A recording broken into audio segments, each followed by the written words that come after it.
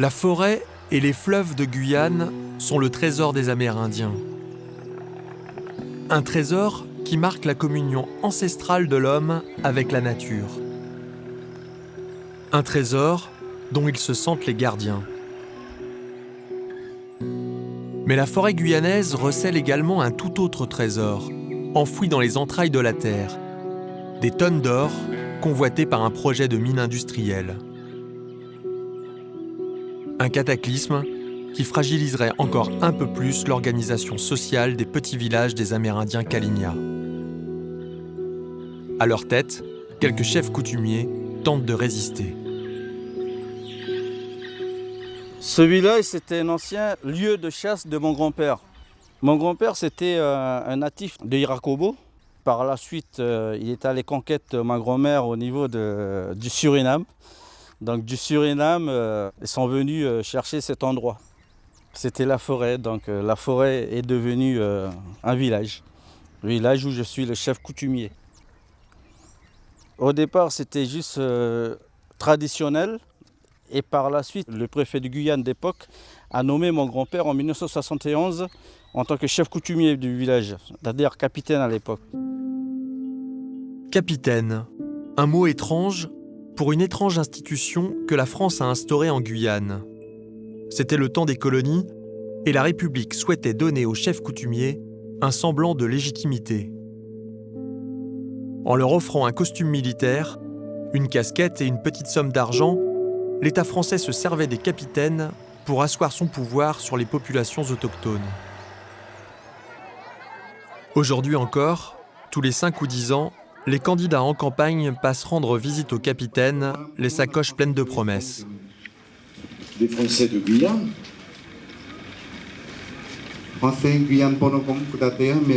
Des Français qui ont une culture et une identité qui vient de loin.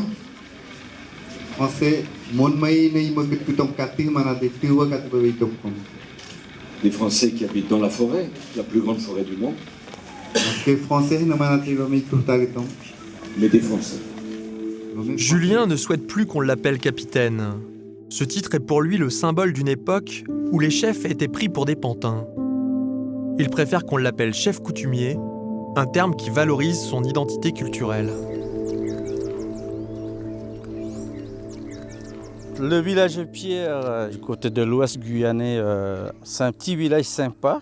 C'est-à-dire, on n'a pas de soucis jusqu'à maintenant. Mais le problème qui nous pose directement en tant qu'autochtones, c'est la grande mine qu'ils appellent en ce moment la montagne d'or, qui va nous apporter rien quelque part. Ariane, il nous amène rien. Soyouz, il nous amène rien. Les différentes mines d'or qui existent en ce moment légales ne portent rien pour la Guyane. Peut-être que ça va apporter beaucoup de choses pour des autres personnes, mais pas pour nous. On ne veut pas de ça. Julien sait bien que son peuple sera le dernier, comme toujours, à profiter d'un nouvel Eldorado. Il est très inquiet. L'ampleur du bouleversement annoncé près de chez lui est telle qu'il souhaite prendre conseil auprès du chaman du village, l'un des tout derniers en Guyane.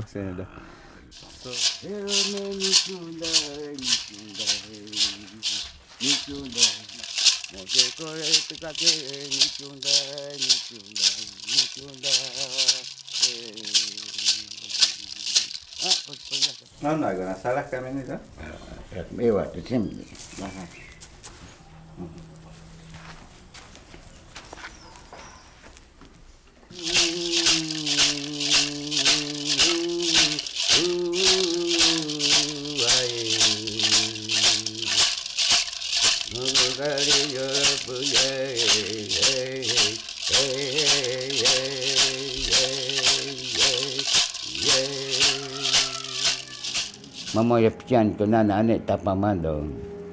To tu ko kasa ta am. Ini kamu te am pian ile ko ta katna so. Kuno kusato. Mo imi jonel tanu ko tapamando. Kas mo uwa pato sano ya tonde. O me papato e mando. O mo ponesi mo ko me pato. Kai tabe muku sama atamu o e kona. Ah non, hein. Donc là, ce qu'il vient de dire, l'esprit de forêt ne peut pas se lever sans eux. C'est eux qui doivent être là, en fait. Mais lui, il vient de dire directement, il n'y aura pas montagne d'or. Il n'y aura pas. Soit il y aura, mais il y aura des morts. Parce que l'or a un esprit aussi. L'or, il y a un esprit. Donc lui, à un moment donné, il va faire des dégâts là-dessus, sur l'humanité. C'est-à-dire les Canadiens ou des Russes, donc ils n'auront que des malheurs en fait. Voilà. Donc vaut mieux pas qu'il y ait lieu cette affaire. Parce qu'ils sont encore là, quoi.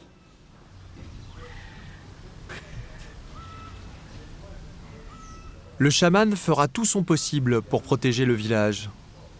Il sait que le combat contre la montagne d'or est un moment charnière parce qu'il cristallise le malaise et la difficile intégration des Amérindiens dans la République.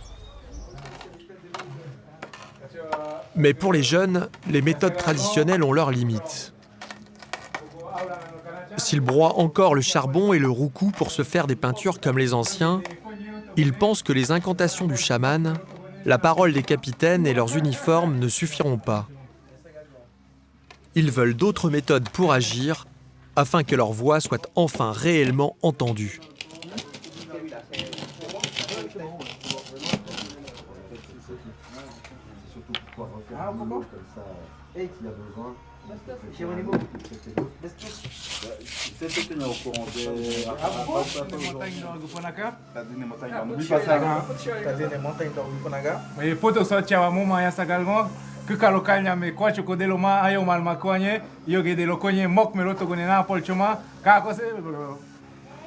Koi boleh kasih ya sagalgo. Gusa de que elo konye poto su aulana no amma elo tadine montagne d'or punaga. Kukalo kainya bomé otogone kunolo ko kasayo makos. Fâche-toi, mais ne va pas vite. Ok. Ya sagalgo koi boleh kasih gusa de que elo konye poto su aulana no amma elo montagne d'or du punaga. Yogete kukalo kainya me kunolo ko kasayo mase. Yogete otogone mokmelo policho amuyena nawa. Hey!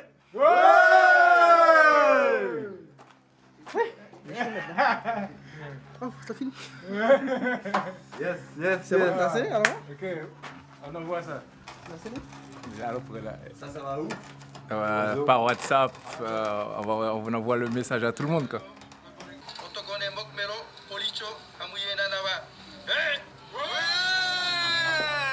L'objectif de notre mobilisation, c'est de vraiment informer la population.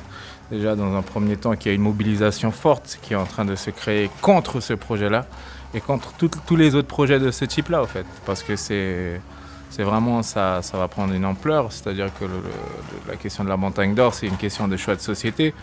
Donc nous, on est opposés à ça. Nous, les Amérindiens, on est complètement opposés à ça.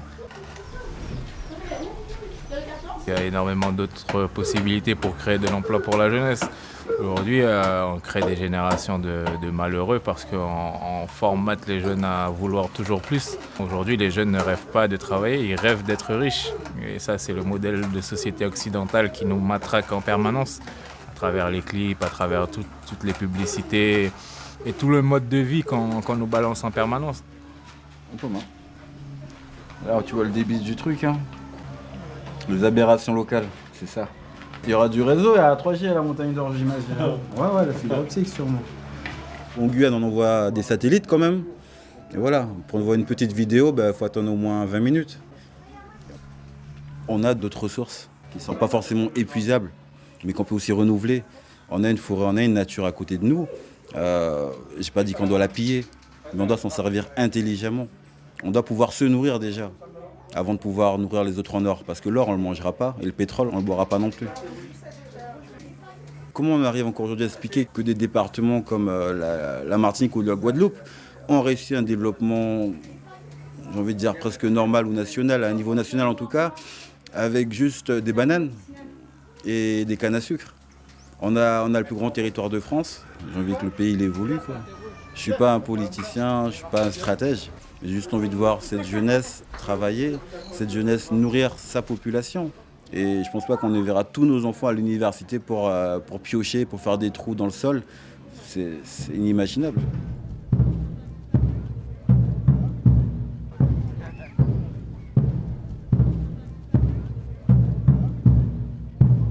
Julien, le chef coutumier, a décidé de se joindre à une marche organisée par les jeunes des villages. Il a entendu leur appel et soutient leur initiative.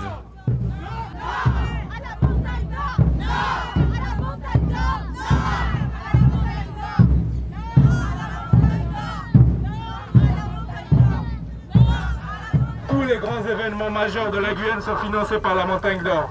Le Tour de Guyane, le carnaval. C'est quoi la prochaine étape? On ne sait pas en fait. Là on est dans un combat et il n'y a que nous, des petites personnes, les citoyens, la population qui faisons face. Parce que très peu de nos élus se sont mobilisés. Les gens que nous avons mis au pouvoir acceptent ces projets-là.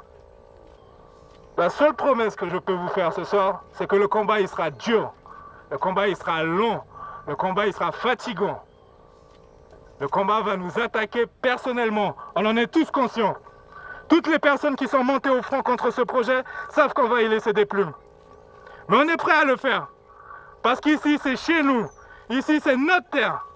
Et quand ils auront fini de le piller, quand ils auront fini de prendre tout l'or dans ce sous-sol, ils nous laisseront que les déchets. Et ce sera à nous de nous démerder avec ça. Et c'est même pas nous qui allons le faire, c'est nos enfants. C'est les enfants que les femmes ont mis au monde.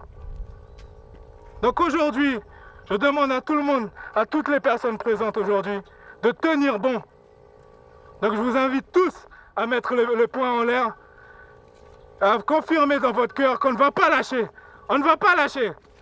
Non à la montagne d'or! Non à la montagne d'or! Non à la montagne d'or!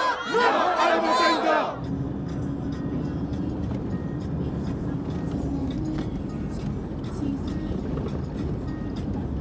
Fabio fait partie des jeunes qui s'opposent à l'avenir minier promis à la terre où ils ont grandi. Depuis peu, Fabio a fait le choix de revenir s'installer à Terre-Rouge, le village de sa mère. On est à Terre-Rouge dans un village amérindien. Là on va sur mon terrain, on va voir mon chantier. Hein. Mais bon, pour y accéder c'est la croix et la bannière quoi. Hein. Attention, accrochez-vous.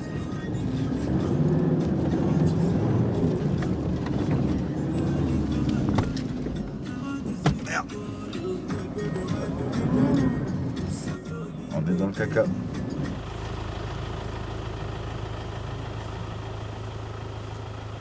Pas mal. Le camion remorque ne viendra pas ici. Donc on fait avec les moyens du bord. Hein. La bonne volonté et puis les bras. C'est aussi ça la vie dans un village quoi. Donc c'est la solidarité avant tout.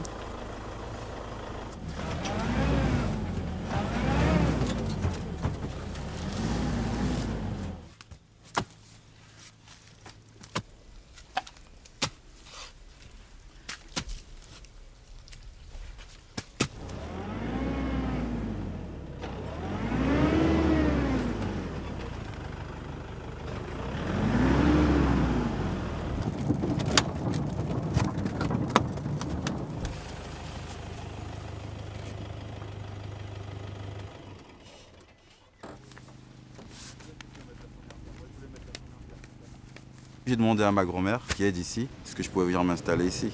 Donc je suis venu avec mon grand-père, mon grand-père avait un GPS dans la tête, hein, un GPS traditionnel, il regardait avec les herbes un peu l'espace qui était déjà défini. Hein. Ils ont tous dans leur tête des marquages hein, avec des arbres. Et du coup il m'a donné cet espace-là, il m'a dit voilà, ça c'est chez toi. Et je me sens chez moi ici. À la base, je ne suis pas forcément du village. J'ai grandi mes 7 premières années au centre-ville.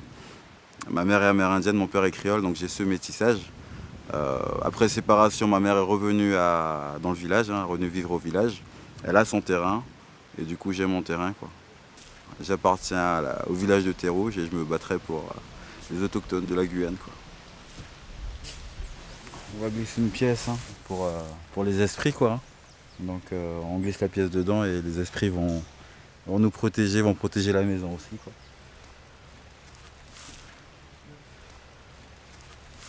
En 1492, le colon a débarqué, on l'a combattu.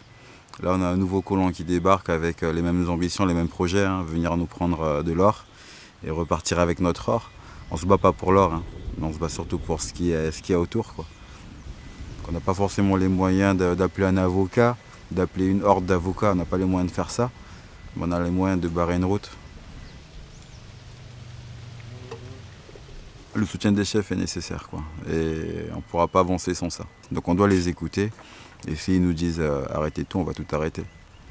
Sachant qu'ils ne diront jamais ça parce qu'ils savent que le combat, il vaut vraiment le coup, quoi. On se bat pour nous, on ne se bat pas pour des Russes ou des Canadiens. Oui. Ah, peut-être que c'est pour peut-être la cérémonie de 11 peut-être. Je sais pas. L'autorité des chefs coutumiers sur la jeunesse est encore bien réelle. Mais pour combien de temps ? Cette opposition à l'industrie minière est un moment crucial qui questionne l'unité des Amérindiens. Bénédicte est la chef coutumière du village Terre-Rouge, le petit village où vit Fabio. Elle sait que se joue en ce moment l'avenir de sa communauté. Ouais. Dis-moi, c'est toi qui as essayé de m'appeler ce matin? Ah, parce que j'ai rappelé, c'est Madame Dinal que j'ai eue. Ah bon? Non, c'est bon. C'est bon, je l'ai eu.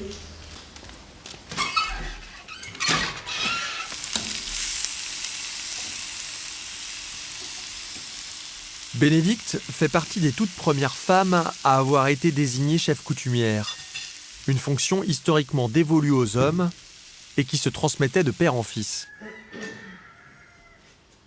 Mais pour se reconstruire, les communautés amérindiennes cherchent maintenant à modifier leurs habitudes en choisissant ceux ou celles considérés comme les plus aptes à diriger les villages.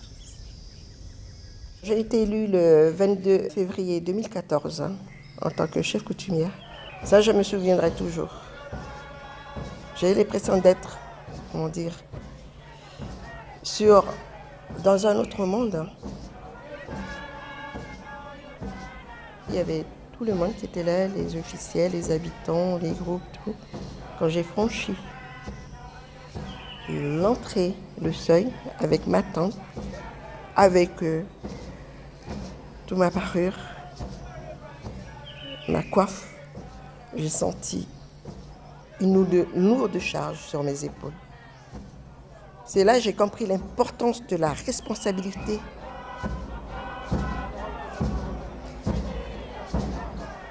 Il faut prendre conscience, comme je dis, qu'on est à la tête de toute une population et qu'ils ont besoin de nous.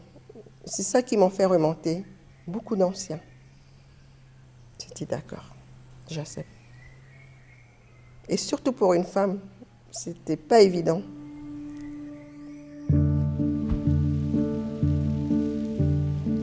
C'est un moment difficile pour les chefs coutumiers. D'un côté, des pressions politiques tentent de faire plier certains d'entre eux pour cautionner les industriels de l'or. De l'autre, la jeunesse leur demande de se positionner beaucoup plus fermement encore. Lors d'un conseil des chefs, Christophe, le leader de la jeunesse, vient les mettre face à leurs responsabilités. Et moi j'ai une question quand même.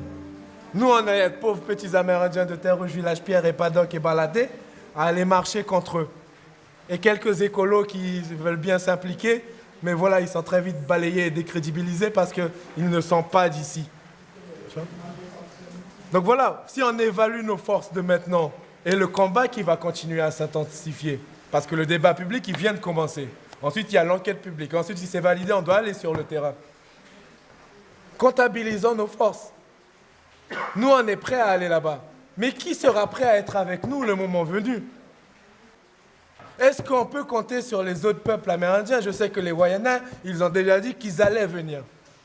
Mais est-ce que les autres peuples, à un moment donné, est-ce que vous, les autorités coutumières, à la dernière marche, il y avait tous les chefs coutumiers de l'Ouest. Même les plus anciens sont venus marcher avec nous, etc. Mais à un moment donné, nous, on a besoin de savoir parce que nous, on se prépare au combat. Mais si derrière, on n'a pas de soutien, il faut qu'on sache qu'on n'a pas de soutien. Et pas qu'on se dise, nos frères et nos sœurs vont venir nous aider et que l'aide ne va jamais arriver. Demain, quand on ira se battre, combien on sera? Est-ce que vous allez nous laisser nous battre tout seuls? Voilà la question que je veux vous poser aujourd'hui, ce matin. Peut-être que le mot se battre n'est pas approprié. On ne va pas aller se battre. On va aller protester, c'est ça? Ouais, voilà. Il faut bien choisir tes mots. Ouais, c'est pas encore la guerre. On n'a pas encore déterré la hache de guerre.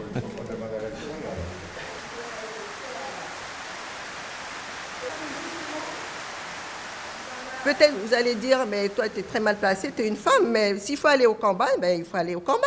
C'est tout. En tant que chef, il faut assumer. On ne va pas laisser la jeunesse se battre tout seul. Il faut qu'on les accompagne. Voilà. Donc, il y a déjà eu un début. On ne va pas quand même s'affronter physiquement, mais il faut qu'on montre qu'on est là.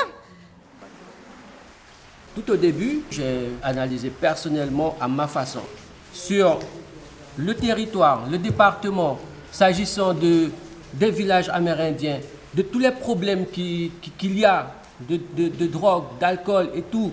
Les chefs qui n'ont pas un budget, ils n'ont pas un budget pour pouvoir répondre directement à un certain nombre de problèmes qu'ils rencontrent sur leur territoire.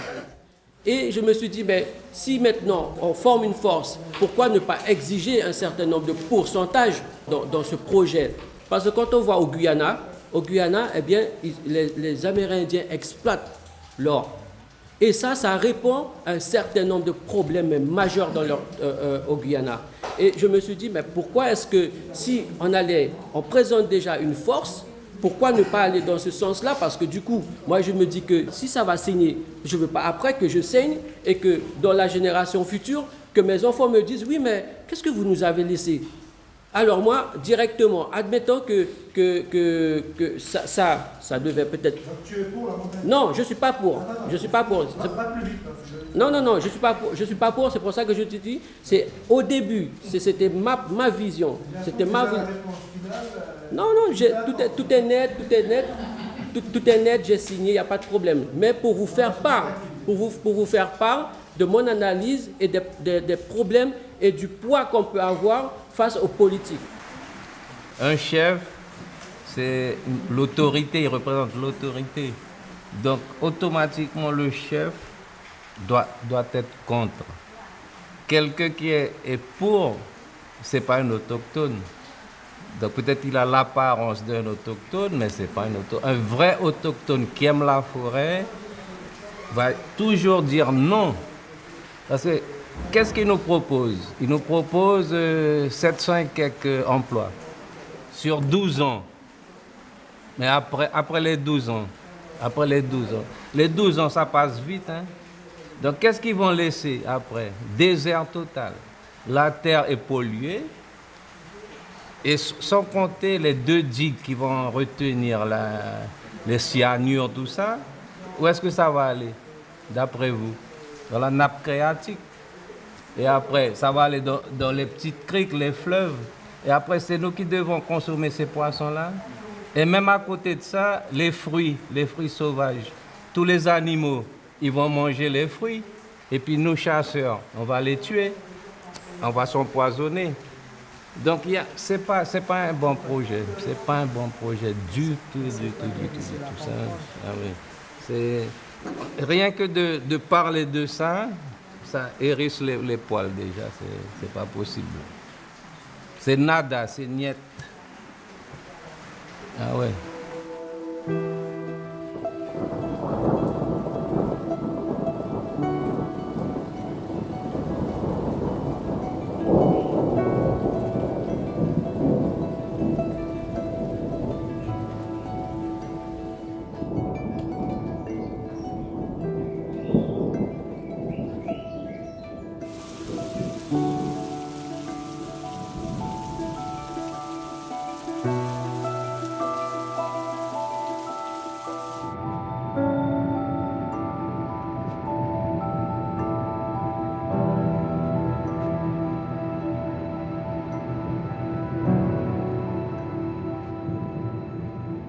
J'ai fait 25 ans dans l'armée, plusieurs opérations extérieures comme Sarajevo, Bosnie, Côte d'Ivoire, Liban, Darfour au Tchad et encore pas mal de missions.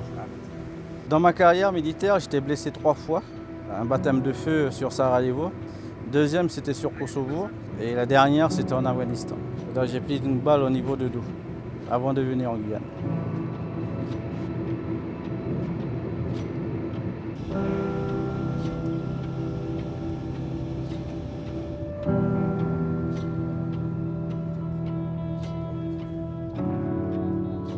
Après ces missions extérieures, Julien a lutté pendant 5 ans contre l'orpaillage illégal en Guyane. Mais faute de réelle volonté politique, les militaires ne peuvent endiguer le saccage des terres où vivent les Amérindiens. 30 ans que cela dure, et la situation ne fait qu'empirer. Les trafiquants, invisibles, règnent pourtant en maître dans la forêt.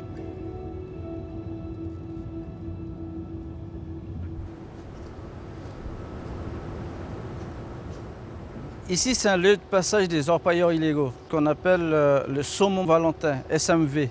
Donc c'est par là qu'ils passent pour aller chercher l'or dans la Mana. Ouais, voilà. Et après... Sous le regard amer de Julien et de quelques militaires dépassés, la rivière Mana crache ses flots pollués par les chercheurs d'or. Dans ce chaos, l'implantation de mines industrielles semble une nouvelle étape de la destruction de la forêt. La montagne d'or, il ne faut pas le faire. La montagne d'or, ça ne va jamais faire arrêter l'orpaillage illégal. Je vous dis pourquoi. Un site légal qui est en Guyane, automatiquement, alentour, il y a des illégaux. Pour vous dire, parce que moi j'ai vu tout cela avec mes yeux, mes propres yeux. Il y a des illégaux, le soir, ils viennent blanchir leur butin aux légaux. Voilà ce qu'ils font. Donc là, quand vous allez dans la forêt, il y a un site légal. Alentour, vous allez voir les barges partout. Donc le grand site qu'ils vont faire ici, Montagne d'Or, ça va faire pire que ça. Ça va faire développer plus que des conneries. Ça va pas faire avancer la Guyane, quoi.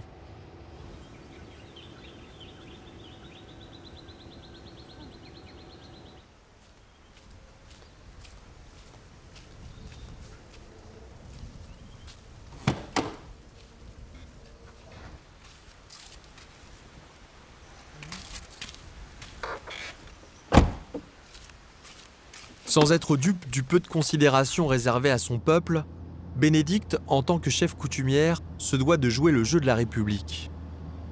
Ce matin, elle rend visite au nouveau sous-préfet lors de sa prise de fonction pour tenter de faire entendre sa voix. Je vais en profiter pour me présenter à lui. Je suis la chef coutumière du village des Terres Rouges. Et surtout en tant que présidente des chefs coutumiers de Guyane, c'est très important que je me présente à lui. Moi, qu'il sache à qui il aura affaire.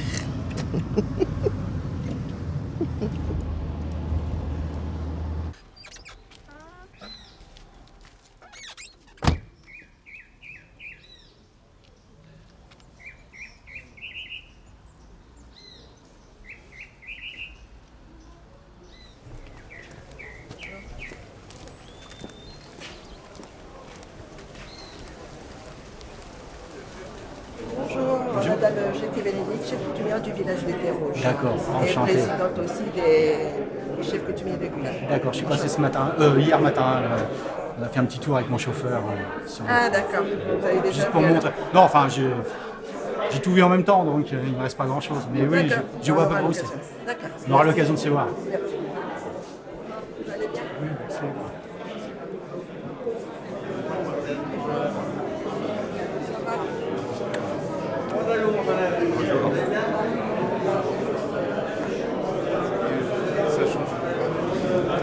C'est important d'être en bon terme avec le sous-préfet. Le but, c'est qu'il faut qu'on travaille ensemble là, pour l'ensemble des habitants du village que je gère. Le gros dossier en ce moment, c'est la Montagne d'Or. On sait déjà qu'au plus haut lieu, c'est déjà décidé, mais on essaye, nous, petits Amérindiens, on essaye de faire changer. Alors, 2 écueils, évidemment, sont à éviter. On nous a toujours traités de petits Amérindiens qui étaient timides, réservés, mais là, c'est fini. D'affirmer avoir une connaissance précise de la situation.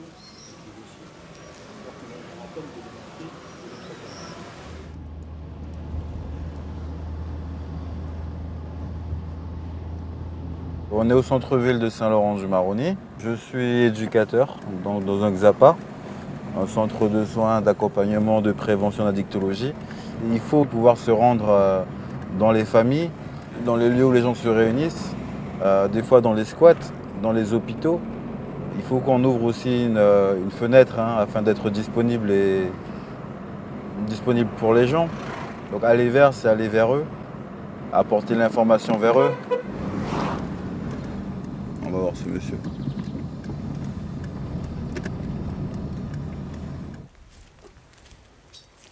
Ça c'est là, man.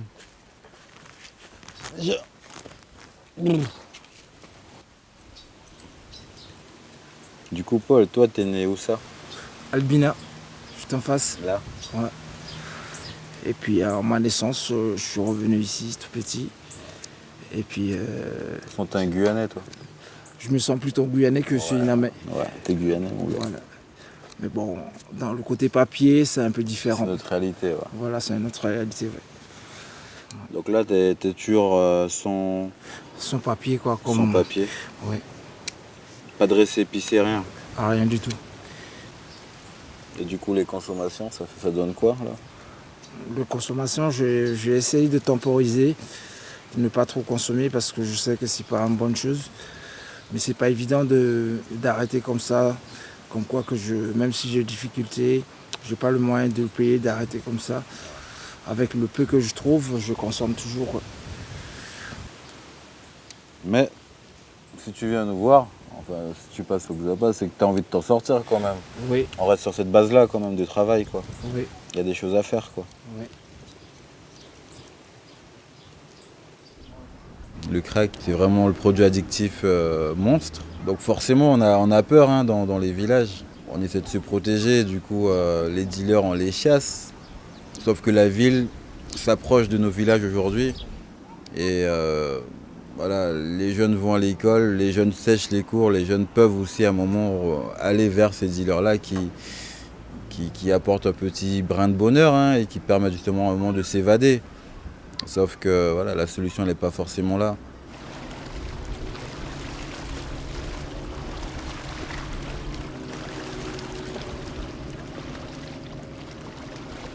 Si la jeunesse arrive à être fière de ce qu'elle est et se dire voilà, je peux me prendre en main, nous on arrive à le faire un peu, on n'est pas des révolutionnaires, mais quand même on arrive à mobiliser des gens qui pensent un peu qu'on a finalement raison de regagner un peu de notre fierté, et fierté perdue ou fierté égarée ou suspendue. Je pense qu'à partir de là, on peut peut-être réveiller quelques instincts, quelques personnes qui avaient lâché prise.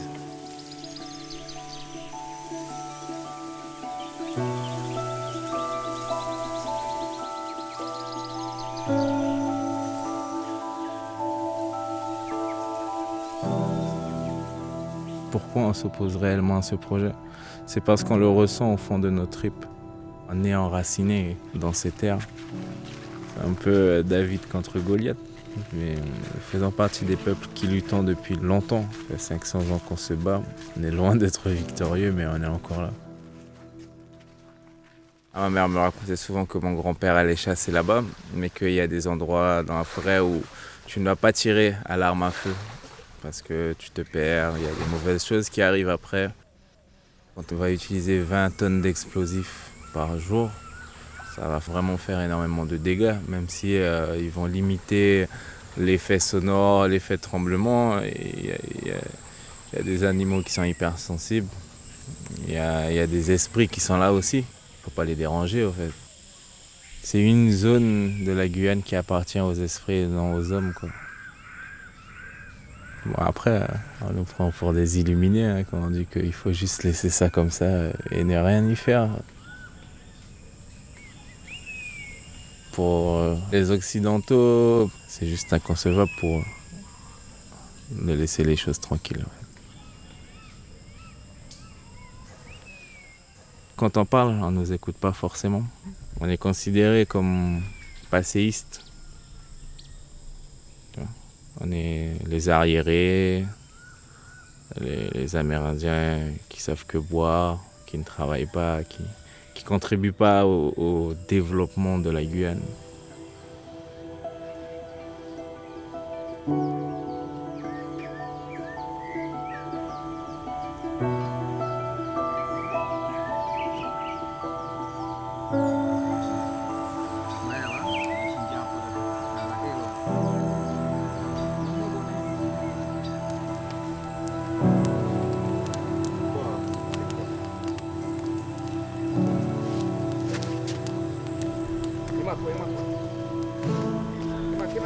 Les Amérindiens voient bien que leur destin leur échappe une fois encore. Si la forêt est offerte à l'industrie minière, ce serait l'effacement inexorable des dernières traces de leur identité. Dans un monde où les savoirs traditionnels ne sont plus détenus que par quelques anciens, il y a urgence à préserver le peu qu'il reste.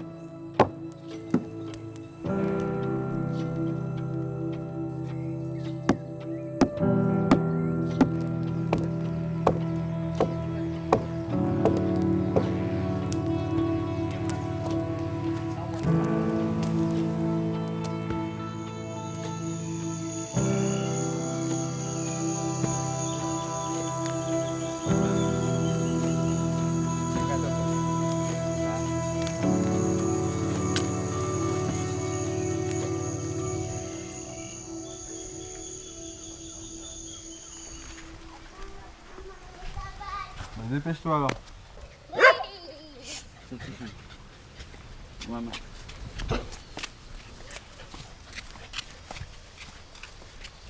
Bonjour mamie. Allez, viens, viens. Attention ta main. Allez, au revoir mamie. Ça bébé? Ah, demande-moi. Ah. Donc ça c'est le kalasai pour colorer le kachiri. Bien. C'est pas encore cuit. Ah.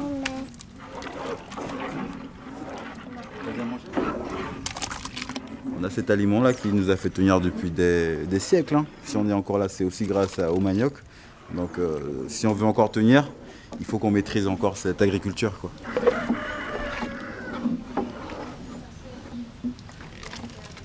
J'ai encore beaucoup à apprendre, quoi.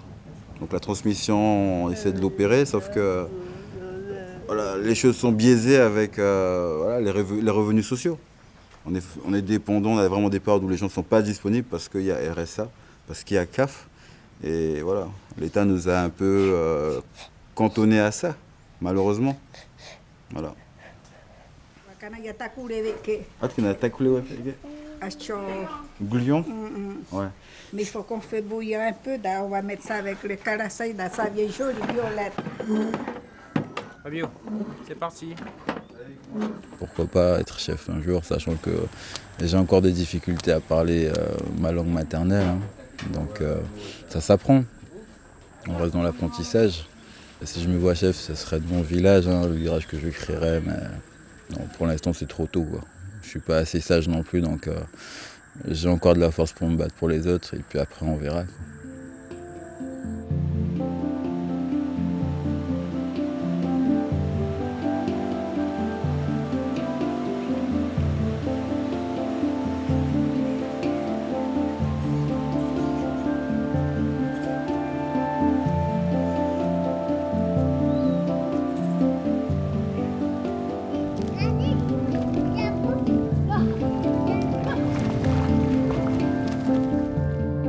C'est un jour important pour Julien, le chef coutumier.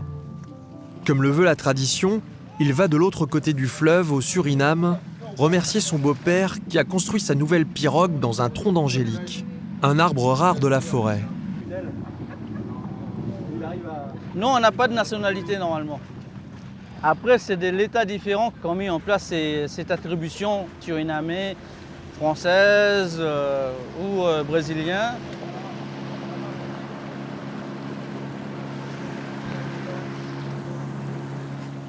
On est du côté Suriname là.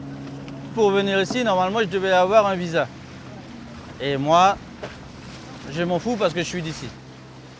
Malaouni Bono Aoua. Je suis natif du Maroni. C'est mon Maroni, c'est mon fleuve ici.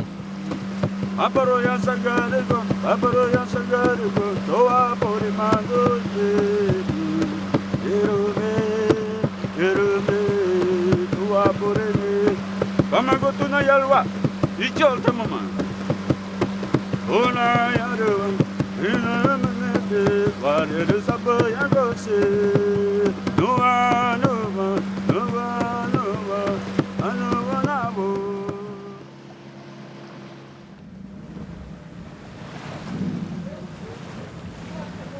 Asmon walo ko?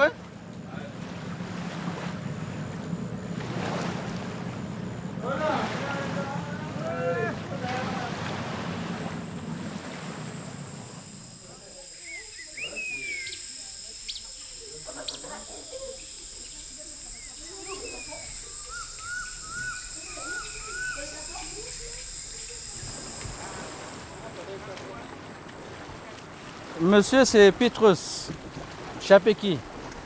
Donc c'est lui l'ancien du village, je veux dire. Je suis venu lui rendre hommage vu que nous, on travaille beaucoup avec des anciens. Sans eux, on n'a rien. Voilà.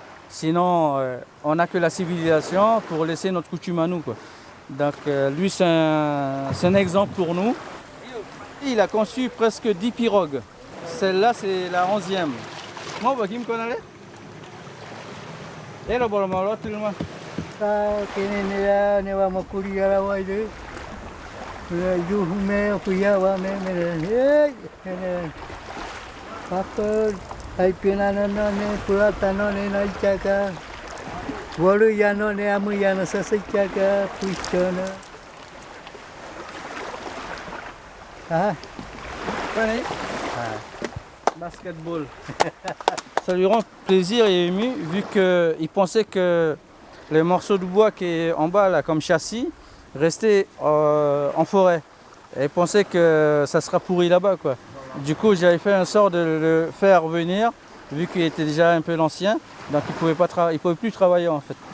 Vu que les angéliques, les bois angéliques, on ne les trouve pas à 100 mètres de nous. On les trouve à 5 km ou 10 km de la forêt. Et après qu'on l'a conçu pour la tirer, quoi. Donc demain,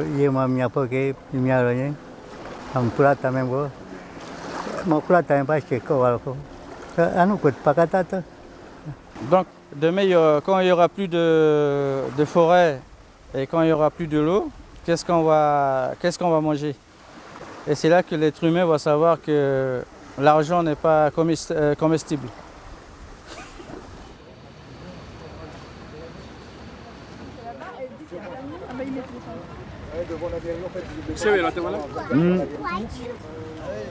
Là, on est tout près de la demeure de Sepelou, Sepelou, qui est un grand chef Kaligna et qui a mené les dernières résistances armées contre les Blancs, quoi. Donc pour nous, là, c'est assez symbolique. Je pense que la préfecture, ils l'ont fait symboliquement aussi, c'était fort pour eux.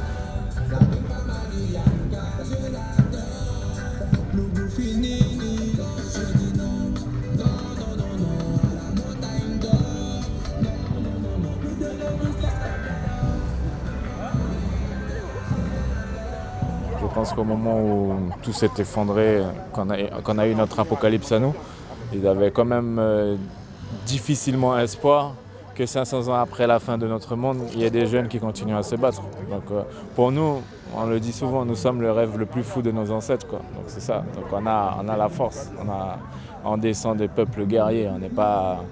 Donc voilà, on fonce, quoi. On ne doit pas être la génération qui a lâché, quoi. C'est ça l'enjeu pour nous.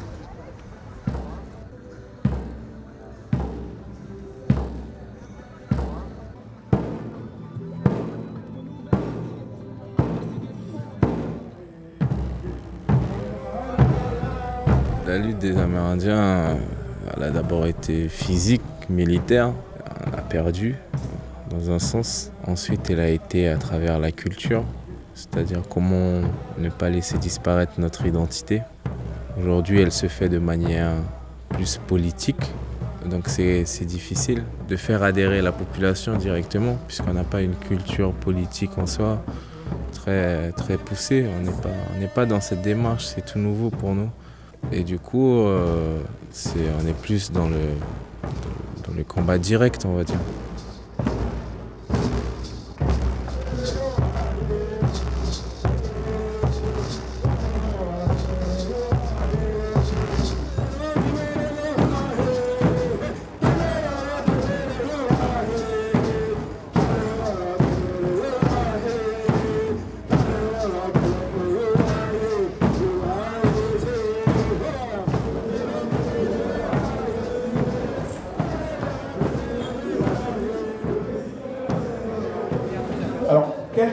d'explosifs par jour vous devez utiliser? Et comment, où arrive l'explosif en Guyane? Et comment sont amenés les explosifs à la mine? 18 tonnes par jour d'explosifs produits sur site. C'est-à-dire que cet explosif n'est pas transporté.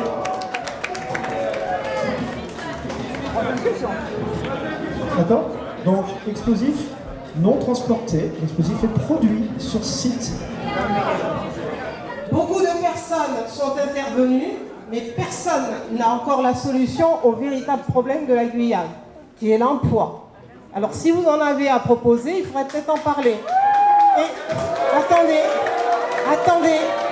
hey, laissez-moi parler, voyons. Des Garine Perros qui sont actuellement en grand nombre dans la Guyane, ils sont maintenant plus de 10 000.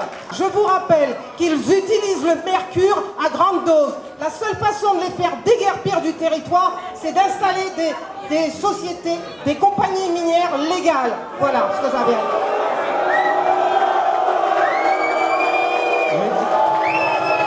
Moi, ce qui m'étonne, c'est que 500 ans après, il y a encore des hommes qui traversent l'océan pour ce sur quoi nous dormons aujourd'hui.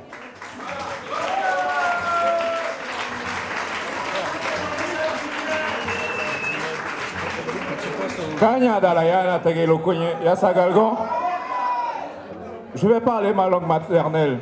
Cette langue-là qui est pratiquée sur ce sol depuis des millénaires, parce que je suis venu avec des anciens, des dames qui ne parlent pas forcément français, qui ne savent pas ce que vous racontez depuis tout à l'heure, là, quand vous expliquez des choses que personne ne comprend.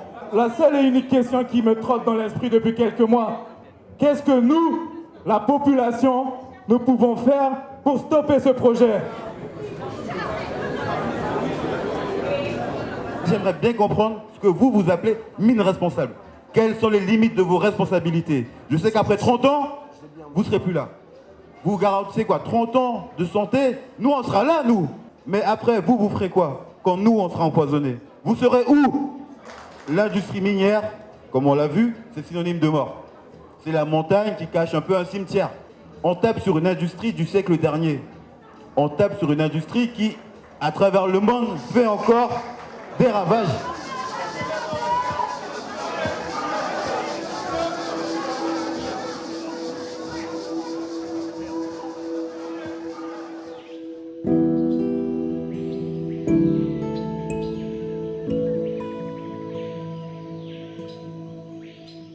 Quelles que soient les décisions que prendra l'État pour ce petit bout d'Amazonie, la conscience politique amérindienne s'est réveillée. Fabio et Christophe savent qu'ils ne retrouveront jamais le mode de vie de leurs ancêtres. Mais ils savent aussi que le calme et la sérénité de quelques instants de vannerie, de pêche ou de chasse sauvés à la fuite du temps valent déjà toutes les peines de leur combat.